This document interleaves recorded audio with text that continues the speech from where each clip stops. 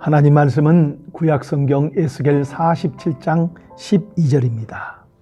강좌우 가에는 각종 먹을 과실나무가 자라서 그 잎이 시들지 아니하며 열매가 끊이지 아니하고 달마다 새 열매를 맺으리니 그 물이 성소를 통하여 나옴이라.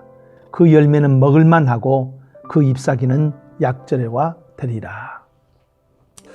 산길의 등산로를 걸으면서 혹시나 하고 주변을 살펴봅니다.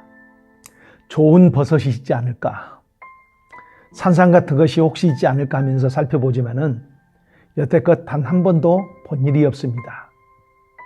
그 산에는 분명히 그런 좋은 음식 재료나 약초가 있지만은 등산로 주변에는 거의 보이지 않습니다.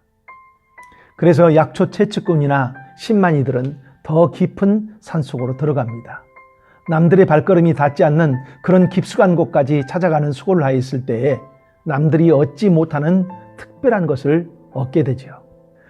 남들보다 특별한 삶을 살고 싶어하는 마음은 누구에게나 있습니다. 신앙인도 마찬가지입니다. 지금까지 경험한 신앙의 세계가 아닌 더 깊은 영적인 세계로 들어가기를 원합니다. 이것은 살아있는 신앙인의 갈망이기도 합니다. 우리가 읽은 성경에는 하나님이 준비하여 주신 것이 있습니다. 하나님의 임재의 상징인 성전을 통하여 하나님이 자신의 은혜와 능력을 공급하여 주신다는 것입니다. 그런데 모든 사람에게 동일한 은혜를 공급하여 주시는 것이 아니라 그들이 서 있는 위치에 따라서 그 은혜와 능력의 깊이가 달라진다는 것입니다. 성전에서 물들이 흘러나오고 약 500m쯤 가자 발목에 잠기고 500m를 더 가자 무릎까지 차고 다시 500m를 더 가자 허리까지 잠기게 됩니다. 그리고 다시 500m를 더 깊이 들어가자 건널 수 없는 그런 깊은 강이 되어지는데 그 좌우에는 번성하여 풍성함이 넘쳐나는 강가에 달마다 새로운 열매를 맺는 과일이 맺혀지는 그런 장소에 이르게 된다고 합니다. 보십시오. 하나님은 우리에게 은혜와 능력을 공급하여 주십니다. 그래서 우리로 하여금 은혜가 충만한 삶, 능력이 있는 그런 삶을 살기를 원하시는 것입니다. 하나님이 이렇게 분명히 준비하여 주신다는 것을 성경은 약속하고 있습니다. 그런데 이 축복의 자리에 들어가는 것은 우리의 책임이라는 것입니다. 적당한 자리에 안주하면서 상식적인 신앙생활을 할 것인지 아니면 하나님을 더 사모하여 더 깊은 그 약속의 자리로 나갈 것인지는 바로 우리의 책임이라는 것입니다. 더 깊은 신앙으로 들어가고 그래서 이전보다 더 풍성한 영적인 삶을 살아야 합니다. 그러기 위해서 첫 번째, 하나님의 마음을 아십시오. 에스겔 47장에 보면은 그가 나를 데리고 이런 구절이 나옵니다.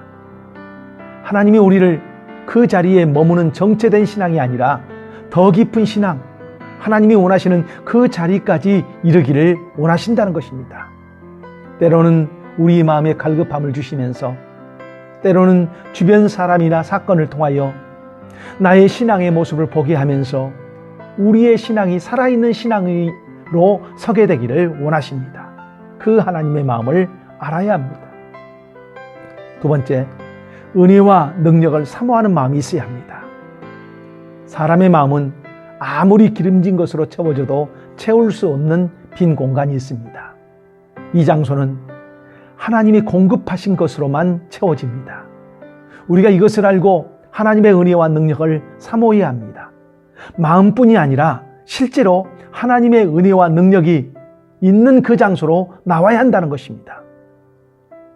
나의 발걸음이 어디로 자연스럽게 향합니까?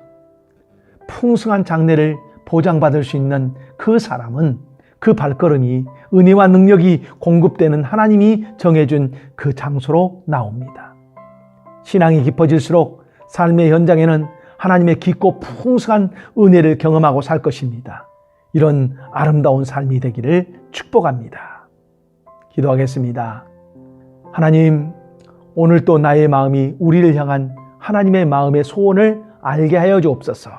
그리고 이제 나의 발걸음이 하나님의 은혜와 능력이 약속되어 있는 하나님의 임재의 장소로 나아가게 하여 주옵소서. 예수님 이름으로 기도합니다. 아멘.